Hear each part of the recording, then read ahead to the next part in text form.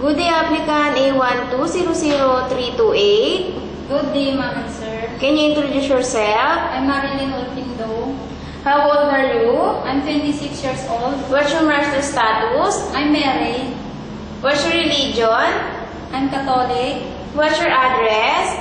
My address is from Villasis, Pangasinan. What's your father and mother's name? My father's name is Mr. Leonardo Arcamito Sr. and my mother's name is Maria Victoria Arcamito. What's the name of your husband? The name of my husband is Manuel Olpindo Jr. What's the name of your child?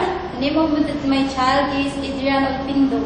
Where did you study in high school and college? I studied high school in Rosales National High School and I studied college in Urdaneta City University. What's your course? BS Nursing.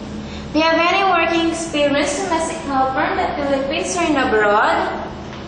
I have 2 years experience in the Philippines and I taking care of children for 4 years old and I clean the house, wash the dishes, clean the toilet. Do you have any hobbies? My hobbies is cook and listening music. Why do you want to go abroad? I want to go abroad for the future of my family. Any message to future employer? If you choose me, I work hard, I'm loyal, honest, and I'll treat your family as my own. I promise to finish my 2 years contract.